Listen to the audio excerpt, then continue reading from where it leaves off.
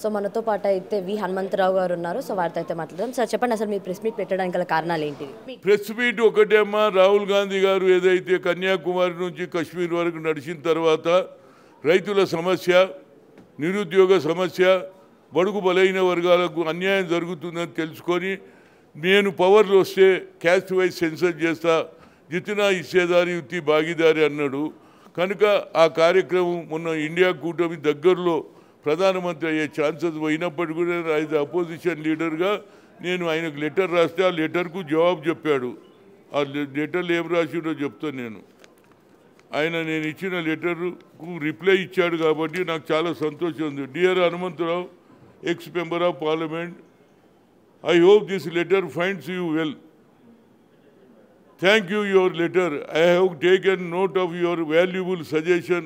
The Congress party is committed to conducting the caste census and will continue to take forward the work done by UPA government in the upliftment of the OBC. I would like thank you to again your wish you good with. Ante that ఆయన ఉద్దేశం ఏమిటి? నేను ఇచ్చిన మాట నిలబెట్టుకుంటా. 70 ఏళ్ళ స్వాతంత్రం వచ్చినాక కూడా ఈనాడు కూడా బీసీలు, ఎస్సీలు, డౌన్ ట్రాడన్లో వాళ్ళకు అన్యాయం జరుగుతుంది. అది ఎక్స్రే క్యాస్ట్ వైజ్ సెన్సర్ చేస్తాను తప్పనిసరిగా అని చెప్పడం అనేది ది గ్రేట్.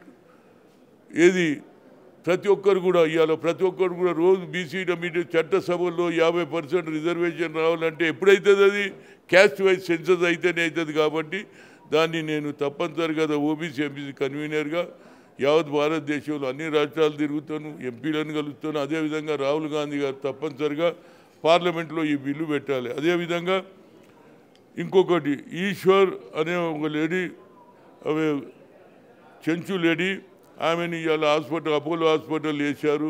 అక్కడ ఉన్నటువంటి ఏదైతే అగ్రకులాల వారు వాళ్ళను బాగా కొట్టారు. అదేవిధంగా నాగన్న అనే అతను భూమి ఇవ్వలేదని ఆయన చంపేయడం జరిగింది. దాని మీద ఇంతవరకు 20 రోజులు దాచిపెట్టారు. రేపు నా గ్రామానికి పోతున్నా, మహబూబ్నగర్ జిల్లాలో. అక్కడ ఏమైందో, ఎక్కడ అన్యాయం జరుగుతుంది. గతంలో నేను హాజీపూర్లో 3 అమ్మాయిల మీద రేపు జరిగితే పోయా. అదేవిధంగా సిరిసిల్లలో ఎస్సీ ఎస్టీల మీద జరుగుతున్నటువంటి ఏదైతే అట్రాసిటీస్ మీద పోయాను. అదేవిధంగా ఖమ్మంలో రైతులకు సంఖ్యలు వేసి అక్కడికి పోయాను. ఎక్కడ అన్యాయం జరిగితే అక్కడ పోతా. అందుగురించి రేపు పొద్దున పోయి ఆ ప్రాంతంలో ఏం జరిగిందో తెలుసుకొని ముఖ్యమంత్రి దృష్టికి చేసి ఆ చెంచు వాళ్లకు సరి అయిన న్యాయం జరగాలి. 1998లో ఐటీడీఏ వారికి పేద ప్రజలకు ఒక్కొక్క ఎకరం భూమి ఇస్తే ఆ భూములు కూడా జబర్దస్తి రాసిచ్చుకుంటున్నారు. నాకు రాసిచ్చేయాలి అని బెదిరిస్తున్నారు. కనుక ఈ భూమి అయితే గవర్నమెంట్ ఇచ్చిన భూమిని కూడా వాళ్ళు ఆక్యుపై చేస్తున్నారు. ఇవన్నీ తెలుసుకోవడానికి రేపు మార్నింగ్ పోతున్నా. అదేవిధంగా ముఖ్యమంత్రి గారి దృష్టికి తీసుకు ఆ చెంచు జాతి ప్రజలకు న్యాయం చేయడానికి నా శాయశక్తులకు కృషి చేస్తాను. ఇంత జరిగినా కూడా బీజేపీ వాళ్ళు ఇప్పటిదాకా స్పందించలేదు. దీన్ని మీరు ఎలా భావిస్తున్నారు? వాళ్ళు నేను కలిసినప్పుడే 3 సార్లు కలిసినప్పుడే స్పందించలేకుంటే ఇప్పుడు ఏం స్పందిస్తారమ్మా? 3 ఒకసారి 40 మంది ఒకసారి, 60 మంది ఒకసారి, 80 మంది నేను అన్న క్యాస్ట్ వైజ్ అప్పుడే చేయలేదు. మాకు ఉన్నటువంటి జనాభా ప్రభు ఒక సెపరేట్ మినిస్ట్రీ అన్న అదే చేయలేదు. తను పేరుకే ఓబీసీ అంటాడు. కానీ ఓబీసీ కాక అగ్రకులాల్లో పుట్టినటువంటి రాహుల్ గాంధీ గారికి ఆలోచన చూడండి. అలా నానమ్మ ఏం చేసింది?